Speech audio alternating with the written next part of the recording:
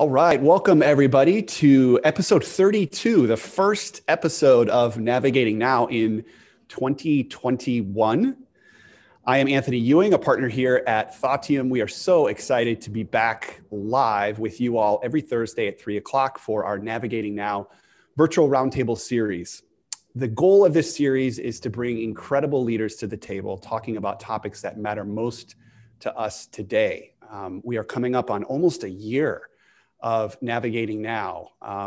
And we are extremely excited to kick off a new year of content and a new year of leaders. And today we're kicking off the year with someone who is extremely special to the Thoughtium community, the Sales Enablement community, and myself personally. We have Paige Galster. She's the senior sales trainer at Workday. She is a leader in sales enablement. She is an influencer of many, including myself, and she's just an incredible spirit. So Paige, thank you so much for joining and welcome to the roundtable. Thank you, Anthony. You are very much too kind with your words. I'm excited to be here. Absolutely. So before we get started, a couple of housekeeping items. We want to welcome everybody who is joining us from all platforms, particularly LinkedIn and Facebook. We stream live each week at 3 o'clock Central Time. We also want to thank those folks who are joining us via Zoom. As you all enter the Zoom room, feel free to say hello and also ask any questions you'd like in the chat box or Q&A. For those of you who are tuning in on LinkedIn and YouTube, Facebook, all the social media channels, feel free to say hi in the comments and ask any questions as we go along. Otherwise, I have a lot of questions for Paige today. We're going to get into all things sales enablement. I would say formerly known as sales training or even commercial learning development. We're going to kind of blend those three topics. Paige is a career and lifelong learner. She's also a sales enablement pro. And she and I have a very similar background in that our passion for teaching and coaching and learning ourselves has turned into a career of enabling others. So we'll talk a little bit about that. Paige is also on a very unique personal journey, navigating career, special interests of hers, small and large communities that she manages in and outside of work, and a new mom as well too, which is so exciting. And so we're going to talk about the balance between all of the passions that Paige has, because I know most of the folks that tuning in today have a lot of interests, and particularly in today's world, sometimes it gets really difficult to juggle it all. And I'm really excited to get Paige's perspective on some of the transitions that she's been making recently and how she really manages it all. So a lot to talk about today. Let's get into it. So Paige, tell us a little bit about you.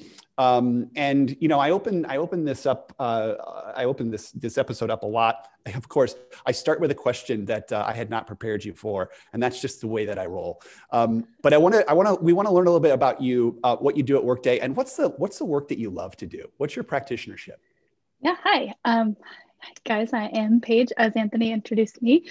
I am a lot of things. Of course, in my corporate career, I am formerly known as a sales trainer, lived in sales enablement now for about 6 or 7 years, before sales enablement was really a term of the industry.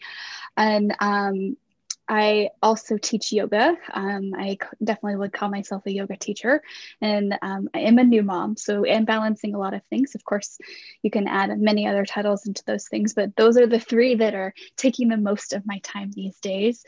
And they are all very related, actually. So when you talk about balance, they feed each other. So I think we'll be able to unpack a lot of that as we continue to have a conversation here, particularly at Workday.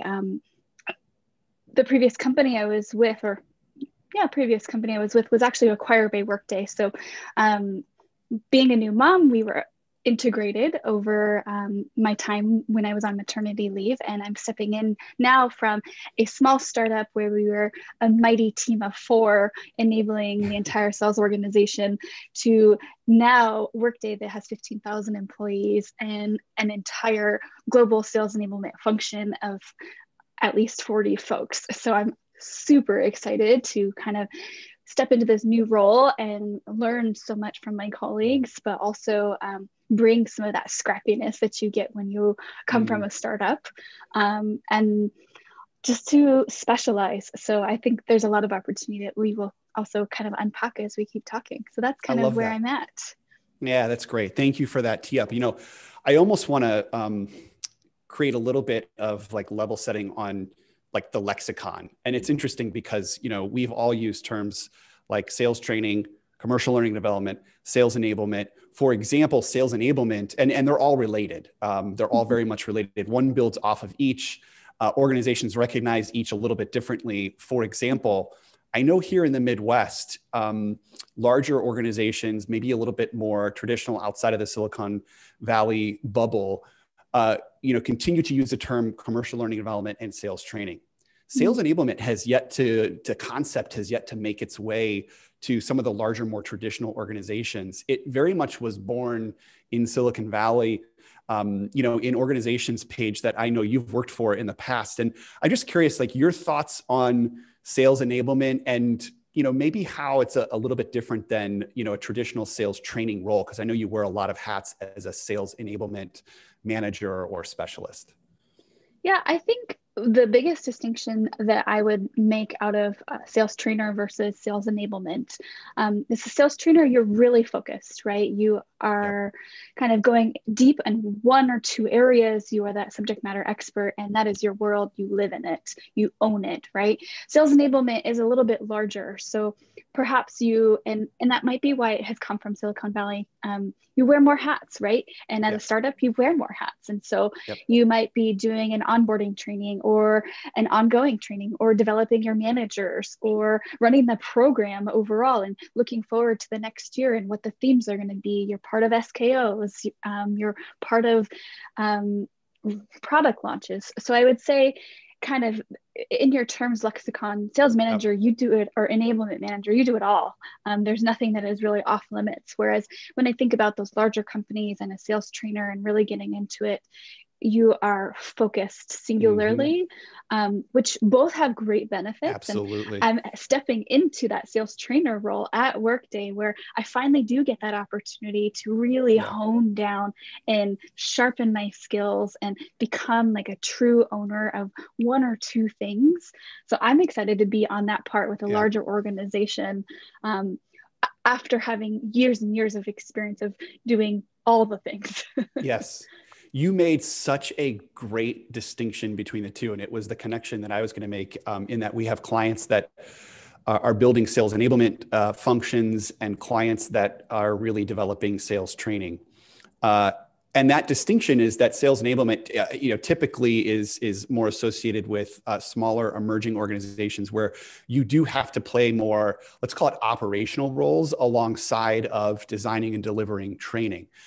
That's not a bad thing. It just means that oftentimes your focus is taken away from the core of what we do as learning professionals, which is focused almost exclusively on the learning experience, designing and developing and delivering, facilitating learning experiences. And in sales enablement, again, it becomes a little bit more of a catch-all. You might even be working on, territory dashboards or RFPs.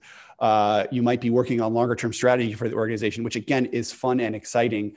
But I argue that there is still no better role out there than the sales trainer, the sales training manager, one that is able to almost exclusively focus on what it takes to elevate skills and capabilities and impact of our front line in our organizations. I don't think there's a more important role. I really believe in it. And I'm curious, Paige, I want to get to maybe your transition into Workday, but I love to also just kind of start with where it all started, at least, with you and I, and, my own personal kind of anecdote of how I've experienced you over the course of the last really 5 years since we've known each other. I started at a small, now mid-size health tech organization as my first client. This was 4 or 5 years ago. Tom Shaner was at the helm. He's a great member of the Navigating Now community, and I tell this story to him all the time that his organization was my first client, and I was thrown into an environment where you had just been put in charge, Paige, of building out a commercial learning and development program for this organization. And I was brought in to really help kind of guide the strategy and bring new methodologies to the table. One of the most exciting things about it, and I didn't realize it at the time, is that it was you and I were literally thrown into a room with complete autonomy and freedom and control to build a commercial learning and development or a sales training program from the ground up. And I know you're in a totally different environment now, calling on your experience in the startup space, but I almost want to go back there and just get your perspective on what it's like to build L&D functionality and capabilities in the startup space. And now that you're working for a larger organization, what are some of like the key ingredients that you're bringing over? Because it's something I get really excited as I work with large and small organizations today. Totally. I was actually just reflecting on that today before we got a chance to hop on the call together. Holy crap. The thing is that comes to mind is like, we did the thing. Right? Yeah, I love that. We did the thing. We didn't know how to do it, but we did it. We did it.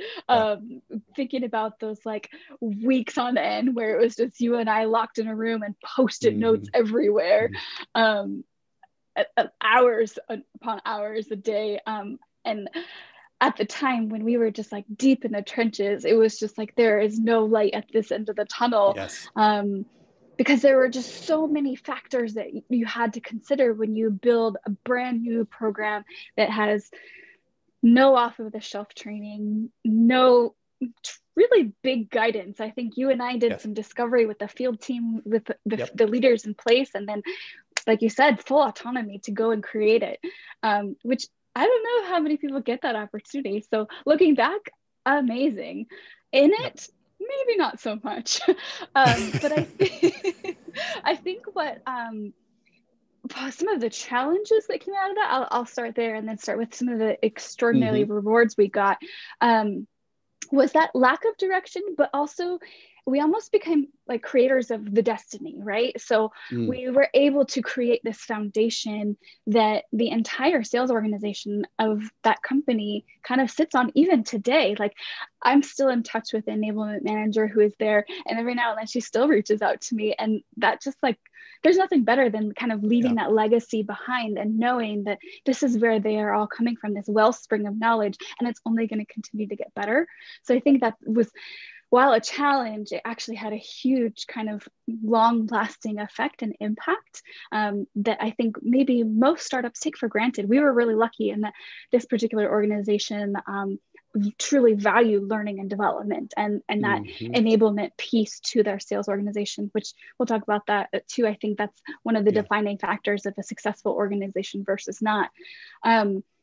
I kind of alluded to us being stuck in a room. There were many, many hours and iterations, right? I think there's probably still iterations that are happening, as any good training program should have, but checks and balances and running these things by each other and through different lenses of leaders and folks. Like I felt like sometimes by the fifth or sixth draft of something, really just like, just get it done, just get it out there. Right.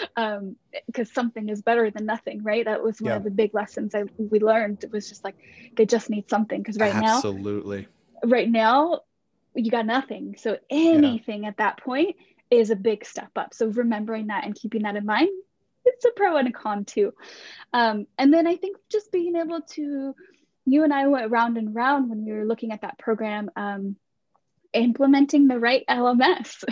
I remember just making sure we were able to effectively deliver the program once we created it, right? And we definitely looked at a few different platforms. And I remember I sold you hard on what I thought would be the most effective tool for us. And I think I turned you into a convert at the end. You did. So just making sure you do have those right tools and being really diligent about the needs. So I think coming from that autonomy of this is our program, this is how we want to deliver it, these are those really clear outcomes, what is going to get us there, helped us to create the delivery methodology. And then I think something coming into an organization and building an entire program from scratch to develop and to create this learning is actually building a culture of learning as well. So I remember walking in, and it was before you were brought in, and definitely feeling a little in over my head, to be very honest, of just like, oh my goodness, these folks, like, they don't even want training. They don't even know they need it, right? And just kind of seeing some really basic things from the very beginning that like could make a huge impact. And how can you start to steer the organization into craving and wanting and needing these things so that they want to participate? And I believe by the time you and I think you're still working with them, by the time I phased out, that was accomplished. We were able to deliver an impactful program that folks were eager for. Not to say it was easy by any means. Wow.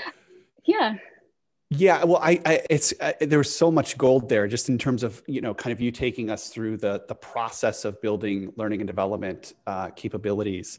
And, we've now done this with a handful of different organizations, starting with the work that you and I did, 4 or 5 years ago, Paige, and a few of the things that you said that are now embedded in the way that we build learning and development in any type of organization is we start with culture. And that starts at the top. So you've got to have real buy-in that learning and development is not just a function, but it's a real investment in the organization. The great thing about L&D, though, is you're not going to get that investment unless the organization truly believes in it. Because initially, L&D can be seen as a cost center. And as it's seen as a cost center, it becomes then a real, a very black and white decision. Do we build a formal training program, or do we tap a few folks who've been around the organization for quite some time and have them put something together that typically ends up in some sort of Google Doc or PDF that has a list of both internal and external resources that we bring people through? Building culture and L&D as an enabler and culture completely flips that mentality. And yes, it's one thing to kind of tell that story and scream it from the rooftops that L&D can be an enabler of both sales success. It can reduce the time to ramp in your field folks, in our case, in your commercial folks. It can increase retention and happiness of your employees. But at the end of the day, it also helps you really scale the organization. It's a platform by which you can bring more people into the organization. And again, it's one thing to be a champion of L&D, particularly when you're the one in the startup organization that knows about it. It's another, though, and you mentioned this, and this is so great. It's another, though, I'm already going to forget your words. They were so good, but to essentially lead people a little bit to the water, if you will. And that can be done by small demonstrations of what great learning and development look like, even in the first phases of a startup. So it's not about going away and building a full 3-phase progressive learning approach and spending 6-12 months until you get there. It's about putting pen to paper, showing a bit of creative confidence, putting something together that really allows the organization to see the value in a 3 or 4 day guided experience for onboarding. They see that and they say, oh my gosh, this is like the best 3 days that somebody could come into this organization. How do we scale this? Like, how do we bring other people into it? And all of a sudden you're on to the next thing. And so if culture's first, then really the platform is second. And then the tools, as you mentioned, like the LMS that really bring it to life, are third. And that's just, that's been the formula for us. I know it was maybe not a formula when you and I, got together, but we figured it out. And, I'd like to think that as a sales enablement professional and as a sales training professional, Paige, you have a really interesting and unique balance of being able to see the longer term strategy and also like being able to get shit done and like put pen to paper and put things out there that allow the organization right away to see the value in what you're creating. I appreciate that. Thank you for that. It's definitely a skill, right? And not to say that it's not frustrating. Absolutely. Because there is that balance where you're like, well, we could do a thing today, but is it really going to pay off, right? Like, let's just do it right and spend a little bit more time. So it's this like ever curious, cautious, whatever word I'm looking for, balance of getting it done and sending it out, and also knowing that, like, will this be used again? How will it be used again? Are folks interested in this? Will it be greenfield, if you will, right? Or is it going to disappear just in a couple of weeks or months? So I think I agree with you, but it can also be a blessing and a curse. I love it. One of the questions I wanted to ask, and this is more of a very specific sales training related question. And for those, folks who maybe are passing by or see this content down the road, who are learning professionals, who are sales trainers, they can relate to a lot of this language. One of the things that I was just so impressed with you, Paige, was your ability to, when it comes time to deliver, 3, 4, 5 straight days of training. And as learning professionals, we've all been there, being on for 3 or 4 or 5 days as a teacher, as a trainer, as somebody who's in front of a class for a long period of time. You had such a great ability to sustain your energy. Like, where did you draw that from, and how did you keep sane in those, 4 or 5 day bangers that you had to be in front and on at all times? I love this question, because any sales enablement, sales trainer professional knows exactly what you're talking about, right? Yes. You kind of dig deep as you get into day 3, 4, and 5. But I think a few things come to mind in terms of supporting yourself as the person who is facilitating. And that really starts with having clear expectations of the week, just kind of being able to step back, look at your calendar, know what your days are going to be like, and kind of let go of things that are not going to serve that week. So trying to eliminate outside commitments, eliminate admin work, so that you can truly give all of your energy to this and focus all here, creating that space and holding that learner environment open. So removing those detractors helps. And then I would say self-care. And what I mean by self-care, I know that's such a buzzword these days, is for me at least, is like having some quick and easy meals available. And I always like to get a little bit of exercise in before those long days, just to kind of fill my cup first, and then know that all the rest of what I have to offer goes to that classroom, goes to whether it's virtual or in person, my folks. And I think when I think about the other side of it too, always trying to put myself in the place of the learner and what it's like to be them, right? Yeah. I kind of think some of the time that I've spent most is for onboarding training, and knowing that you are essentially the face of the company at that point, right? You are the person who is infusing the culture, who is the welcome mat, if you will, for all of these folks who are starting, and they are eager and excited and they want to be there. And just remembering that really makes a difference in shifting your perspective and the way you show up for people, because you don't want them to leave the training and be like, oh man, I chose the wrong company to be at, right? Yes. Based on the energy that you're bringing. And I would also say coffee, lots and lots of coffee. But ultimately, it's taking care of yourself, remembering what it's like to be in their shoes, and then eliminating the things that are not necessary to make that week successful are really the 3 takeaways there for me.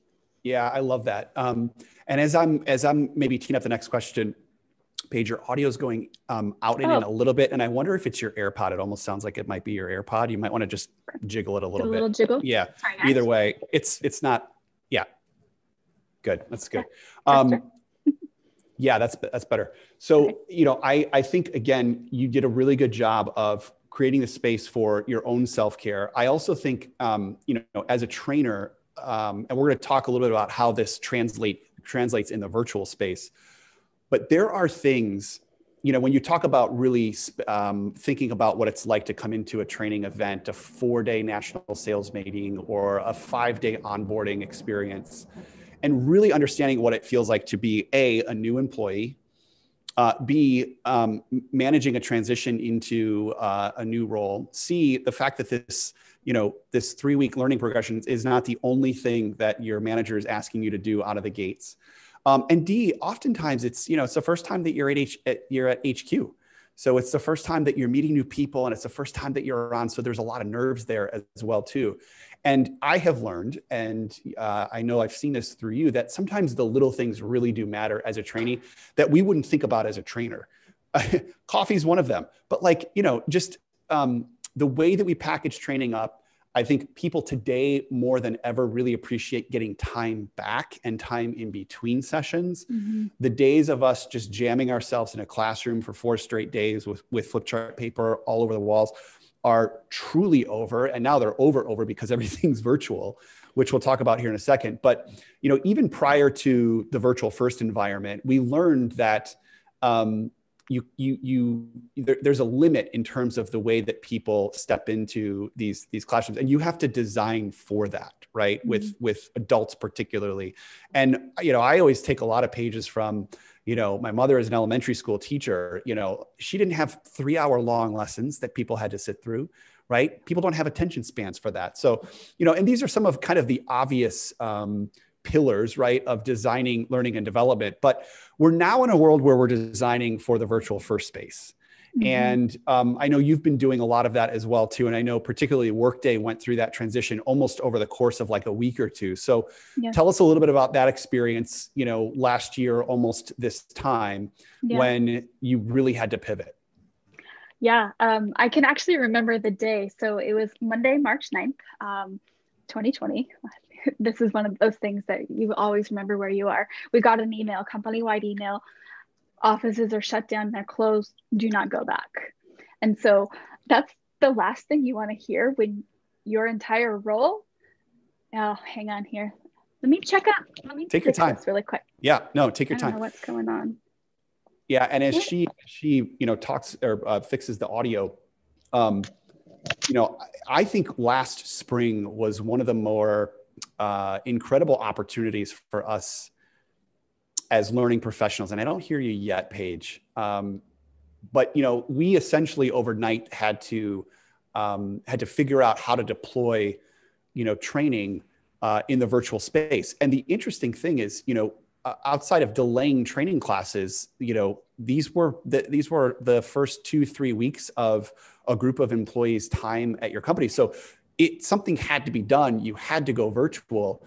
And we learned very quickly that it wasn't just a matter of taking a live agenda and flipping it all to Zoom. There's so many other considerations when we're designing for the virtual space. So Paige, hopefully your audio is back. If not, I can continue to riff on that. Are we good?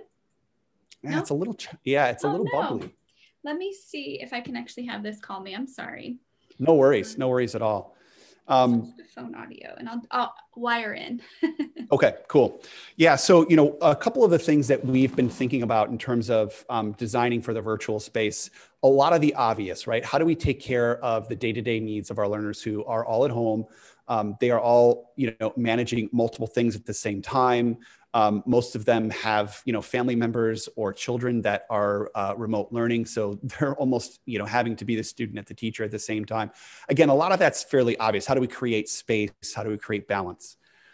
I would say some of the things that over the course of the last 6 to 8 months that have really showed up as unique and innovative ideas are designing for the smaller, more organic, more meaningful discussions that typically happen kind of in the hallways or by the water cooler or outside of your day of training that really solidify and codify a lot of the learning and the skills. And I don't mean by role play, I mean just by people synthesizing what they heard and teaching it back to each other. And so one of the things that we've been working on is a concept called the commercial cohort. And in a commercial learning and development space, this would be a small group of trainees. Let's say you've got a training class of 20 or 30 folks.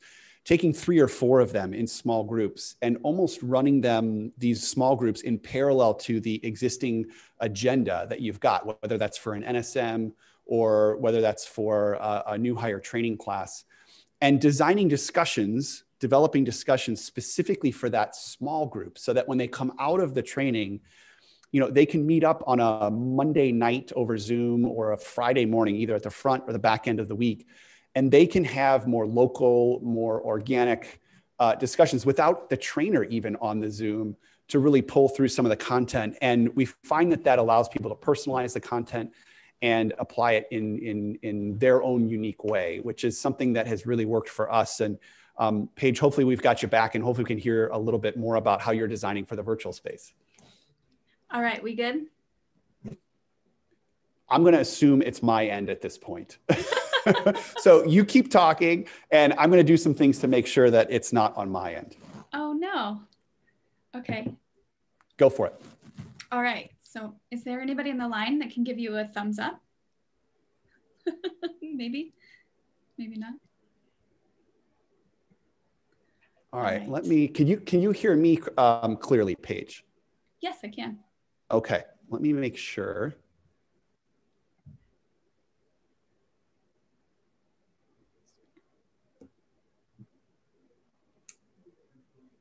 Yeah, I've got you on my headphone. I'm so sorry. Okay. Can you still hear me? Yes. Okay. All right. Let's do a little test here real quick, Paige. Okay.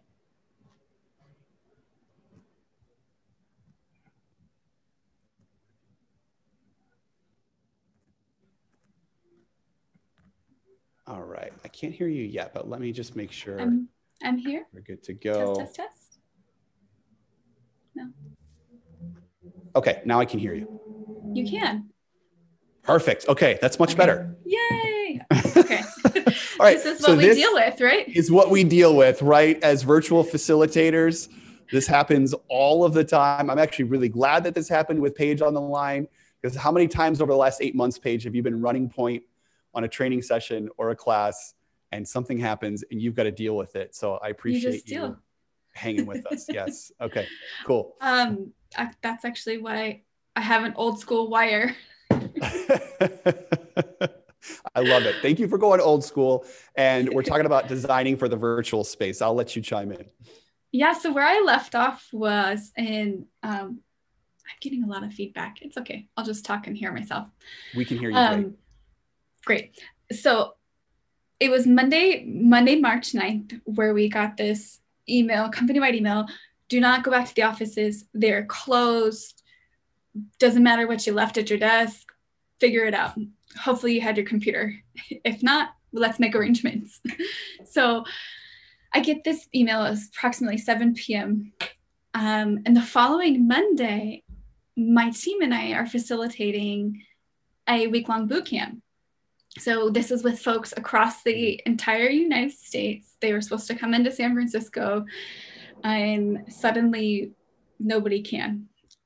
So the three of us as facilitators on our team, we sat down. It took us like 2 or 3 hours to unpack all of our content, divvy it up in terms of what would translate to virtual, what wouldn't, and really look at the things that wouldn't so that we could repackage. And what really came from what we had, to your point, is we no longer have 8 hours a day, right? We condensed everything down to a maximum of 4 hours every day and really turned it into a couple of parts, a little bit of self-directed. So we had more homework on your own, do your thing. And it came down to, I couldn't hear everything you were saying, but I'm guessing you said some of this, application. So how can we then use breakout rooms with smaller people to get people interacting and talking to each other to start to apply what they're learning? Because that's what we have found both in the classroom, in person and virtually, where that learning really begins to take place. So that was utmost important to me, to be able to infuse that into our virtual environment. So after many hours, we were actually able to deliver this in just 1 week. We took the entire curriculum and we actually saw the rate of our ramp. We call it, from the time people are able to complete their first certification, reduced time, which to me just blew my mind, right? Because I'm an in-person classroom kind of person. Yeah. I didn't want to be virtual, especially now for a year, right? Right. But the writing was on the wall that people were absorbing and adapting, maybe even a little bit better. And we were able to accomplish it in less time face-to-face. So I think the biggest takeaway there was just getting folks into it, less didactic training, more of this workshopping, more of the application, and even giving people more rope to kind of figure things out on their own. Like you show them what they have, where to point, what the directions are, and folks showed up every single time. So I think that was the part that was most exciting about flipping this over within just a matter of days. Yeah, I love that. Do you find that when you sit down and you're planning or designing for like a 3 or 4 day meeting or training, that you're starting to almost like stretch it out over the course of several weeks to give people enough time to process and to kind of make their own connections? Because one of the things that you talked about in terms of some of the increased retention and even increased learning outcomes that we're seeing in the virtual space, I think is because people are a little bit more on their own schedule in between sessions, if and when we're starting to kind of spread it out over the course of several weeks.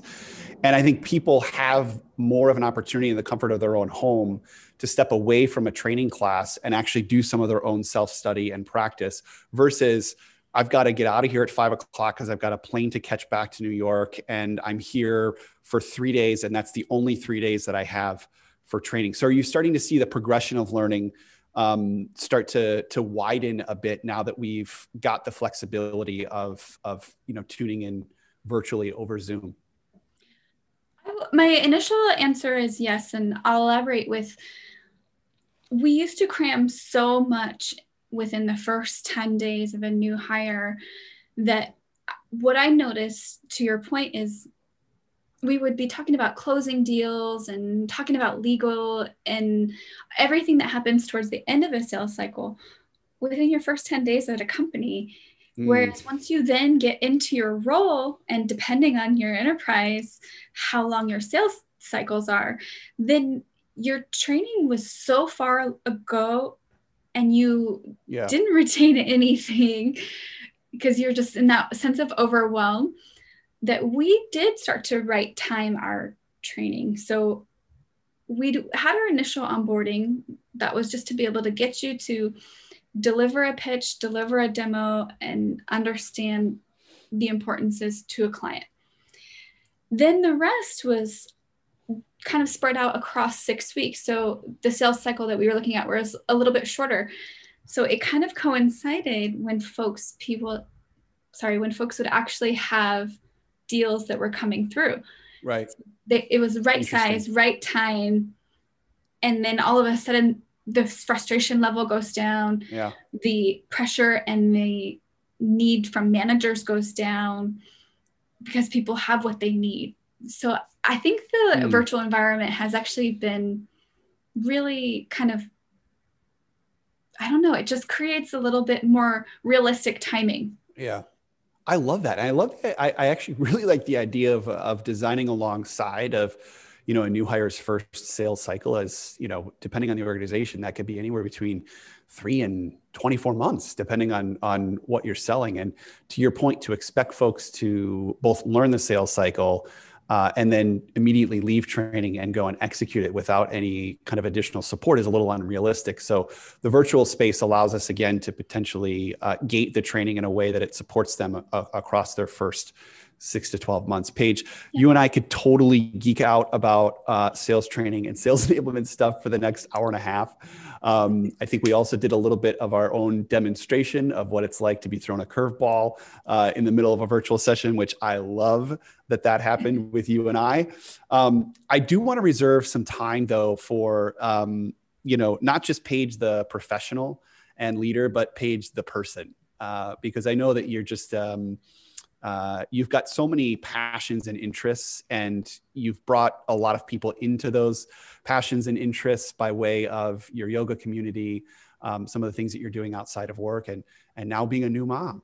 So tell us a little bit about your life outside of work. And as you and I talked more and more, those two things are not totally separate, are they? Not so much. Well, I'll talk first about kind of the yoga. I've been teaching yoga for about 10 years now. And well before I became an enablement person. And what I find even today is I'm relying on the lessons that I have learned as a teacher of yoga in classroom, whether it's virtual or in person. That ability to read a room, to connect with folks, to really meet them where they are, and maybe pivot language or pivot the delivery of something so that folks are really getting what they need.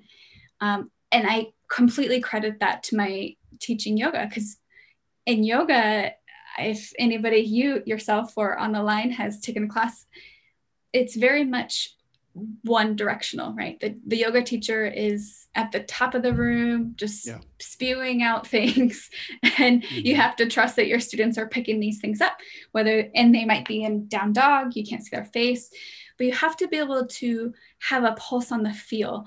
And what I mean by that is reading body language, paying attention to breath, seeing if people are making eye contact and uncertain.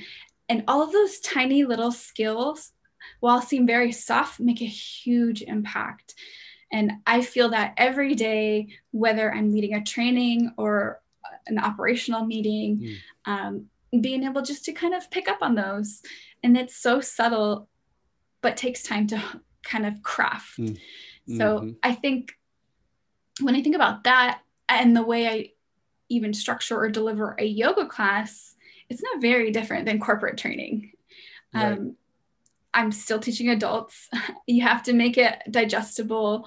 You have to make it repeatable. You have to meet them where they are. Yep. And if all of those pieces don't line up, your yoga class is going to go flat. People aren't going to come back. Yeah.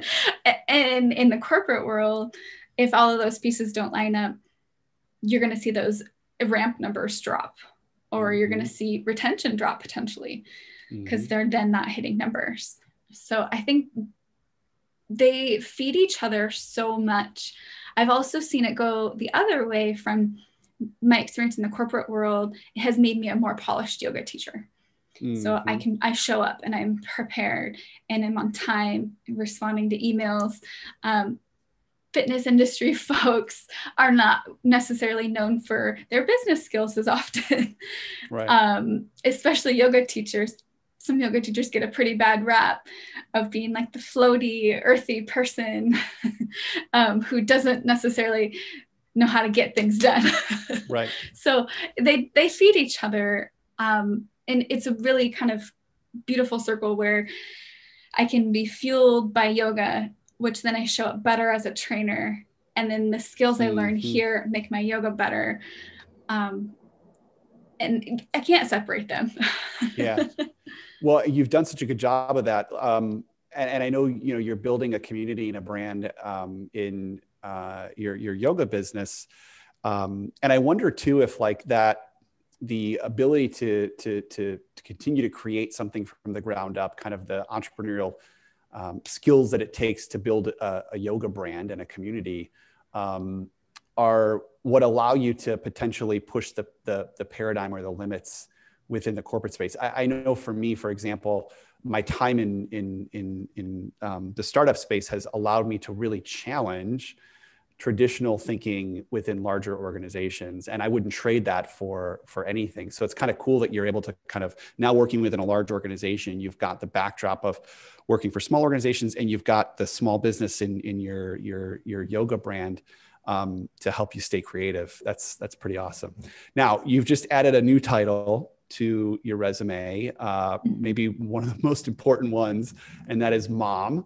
So congratulations. Thank you. Yes. And tell us how that has, affected your world, if not flipped it upside down. To say it's flipped it upside down is an understatement. Yeah. It's been very, what's the word I'm looking for? Enlightening, I guess. Yeah. Challenging in ways that I have been forced to grow. And what I mean by that is, whether I'm in corporate world or teaching yoga, running around all over, I was able just to get up and go and get 100 things done in a day. And now that I have a 4.5-month-old, life pace is a little different.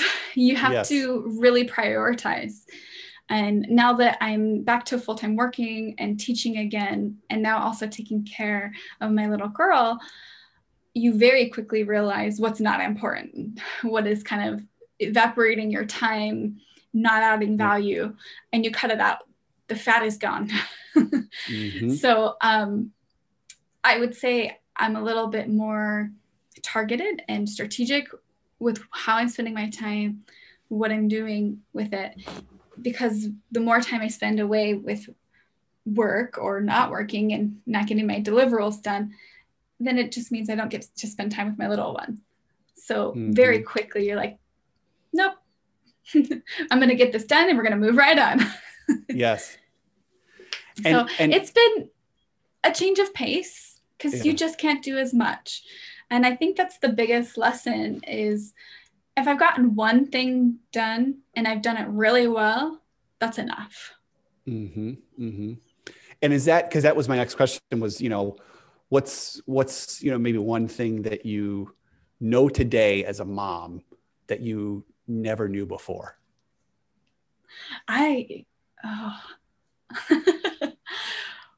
This can go so many ways. There's so many things that I know now that I didn't before. I would just, the lesson that I have learned and keep coming back to every single day since having her is that everything is so temporary, whether that is a training, whether that is a moment where you're sharing with somebody, watching growth in a little one or your classroom. It's also fleeting, and that can be both great and challenging. But if we can kind of be here and enjoy the now, because it is also temporary, your life is going to be so much more full. That's cool. And I wonder too, if, we're all kind of learning a lesson I know for me, like time has been such an interesting thing to think about over the course of the last year. And, in the same breath that you and I got on the line earlier today and was like, I can't believe it's almost been a year. I also feel like time is just moving so quickly as well too. So we're just in this interesting kind of dichotomy right now where life is moving very quickly, but in so many ways it's not. And I think it does allow you to see just how impermanent, most things are today. Yeah. So that's awesome. Thanks for sharing. What about the future of Paige? Because I mean, again, you might be at this point in your life where the amount on your plate is like you've got the most on your plate today than you might ever in your life, if you really think about it, right? I mean, you've got a budding career, you've got a family, now you're a new mom, you've got a side hustle. There's not much else you can fit on your plate. So, as you think about, the next, 3, 5, 10 years, how do you think about your career?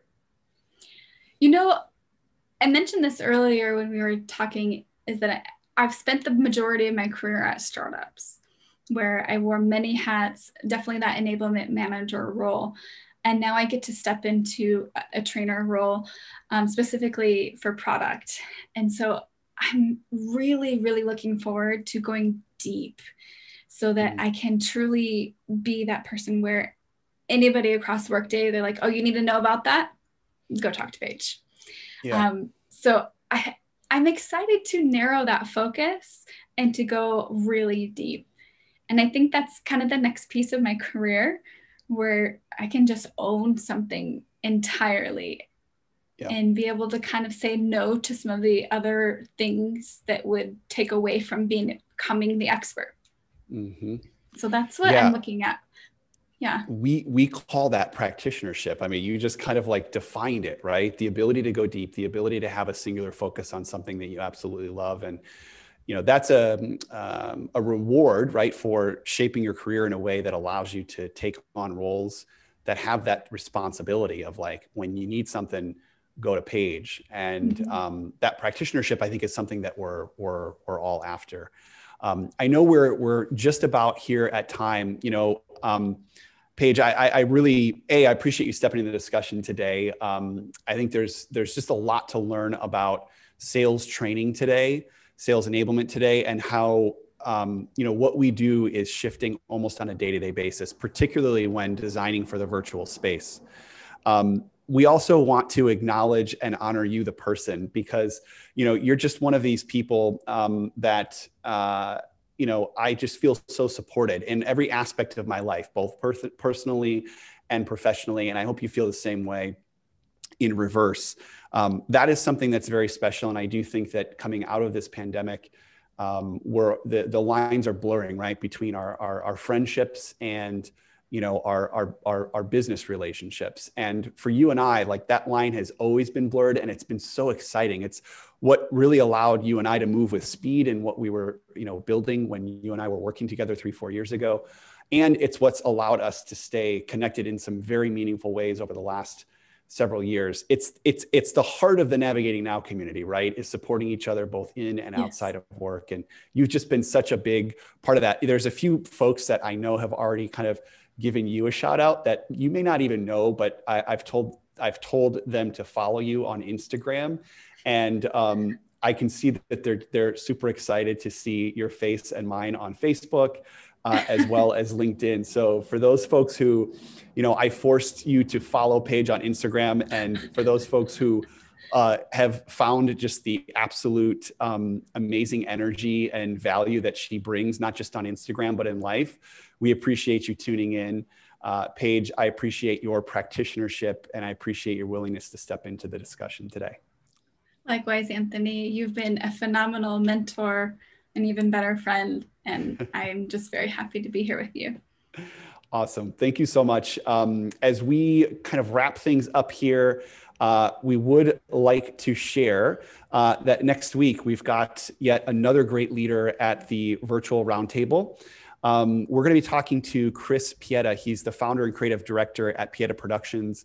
Chris just recently left his corporate job to start a small productions company, and he's working with small businesses to help them tell their story. He's got just some incredible insights on how your company can almost be positioned as a media company first. This will be a good one for all small business owners and those folks who are looking at really building their own side hustle. For equally as valuable content, I want you all to tune in to Paige Galster, particularly on Instagram. Paige, where can they find you? Yoga by Paige. Yes. On every social media platform. Yoga by Paige is the brand. It is, it's just great to follow your journey. You can, of course, link up with Paige on LinkedIn as well, too. We look forward to bringing you, yes, absolutely. We look forward to bringing you leaders like Paige and Chris and many more this year in 2021, every Thursday at 3:00 Central. We hope you all have a good rest of the afternoon, and we'll see you next week.